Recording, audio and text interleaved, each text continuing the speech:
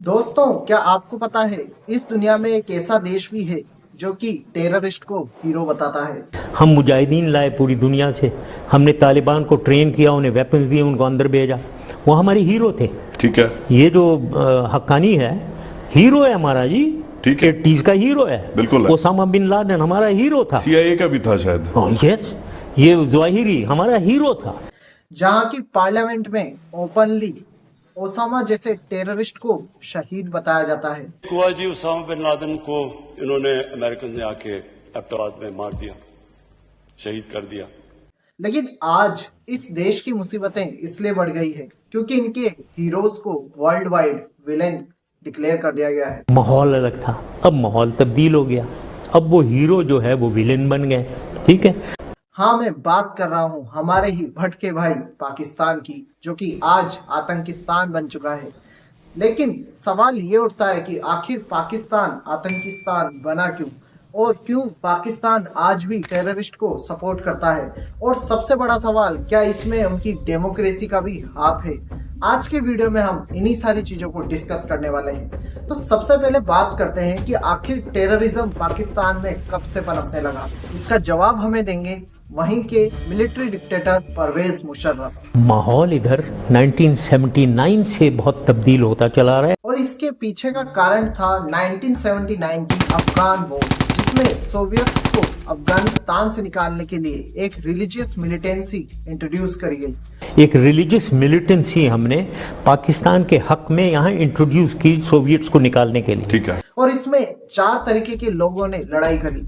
सबसे पहले ऑब्वियसली अफगान खुद, नंबर 1 अफगान themselves, दूसरे मुजाहिदीन from the Muslim countries including Osama bin Laden, मुजाहिदीन from all over the world, from the Islamic world, including Osama bin Laden was brought. तीसरे Taliban from the Pakistani मदरसाज, And the third, Taliban from our madrasas. और चौथे Pakistani mercenaries, Fourth category was mercenaries. यानी कि भाड़े के फौजी।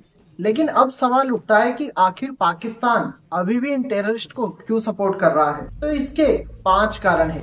सबसे पहला तो ये कि 1947, 1965 और 1971 इन तीनों वॉर्स में भारत से हारने के बाद में पाकिस्तानी बात अच्छे से समझ गया था कि वो भारत को डायरेक्टली लड़ाई में नहीं हरा सकता है। It has lost every war with India, and losing every war, it has come back even more obsessed with India. और इसलिए उसने भारत को नुकसान पहुंचाने के लिए टेररिस्ट का इस्तेमाल करना चालू कर दिया।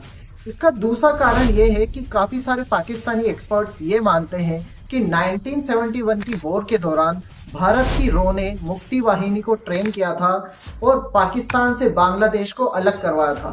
तो अगर पाकिस्तानी ISI टेररिस्ट का इस्तेमाल करके कश्मीर को भारत से अलग कराने की कोशिश कर रही है, तो इसमें गलत ही क्या है। I would say that the ISI does exactly what your RAW does. इसका तीसरा कारण है कि जैसे भारत सॉफ्टवेयर को एक्सपोर्ट करके, मर्चेंडाइज गुड्स को एक्सपोर्ट करके पैसा कमाता है, वैसे ही पाकिस्तान भी टेररिस्ट को एक्सपोर्ट करके पैसा कमाता है। जी हाँ, 1979 की अफगान वॉर के दौरान पाकिस्तान के जियाउल हक ने USA के प्रेसिडेंट जिम्मी कार्टर के साथ एक डील करी थी, जिसमें पाकिस्तान अमेरिका को टेररिस्ट प्रोवाइड करता अफगानिस्तान में लड़ाई करने के लिए, और इसके बदले में अमेरिका पाकिस्तान को पैसे देता। और इस डील से पाकिस्तान ने $6.5 बिलियन कमाए।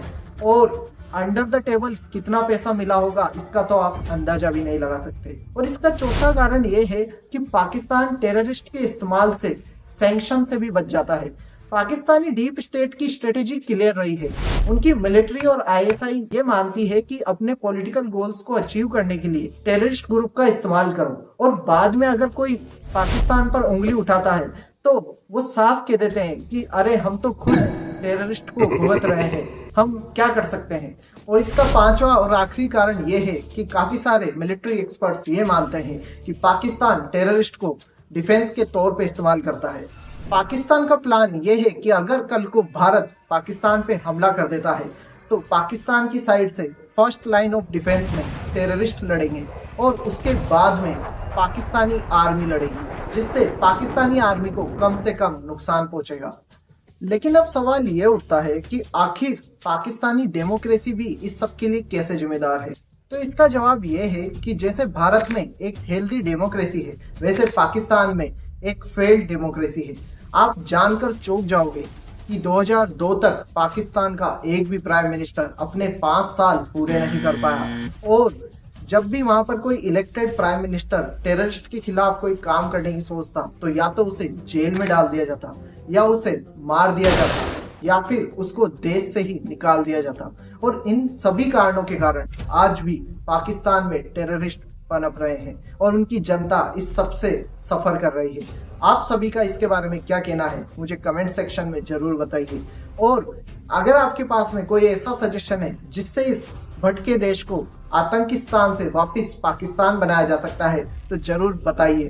और क्या आपको पता है पीएम मोदी का मास्टर प्लान, जिससे पीओके यानी कि पाकिस्तान ऑक्युपाइड कश्मीर, जिसको पाकिस्तान ने इलीगली ऑक्युपाई कर रखा है, उसे भारत में मिलाया जा सकता है? अगर आप इसके बारे में जानना चाहते हो तो इस वीडियो को जरूर चेकआउट करिए, और अगर ये वीडियो आपको पसंद आया हो तो इसे लाइक जरूर करिएगा।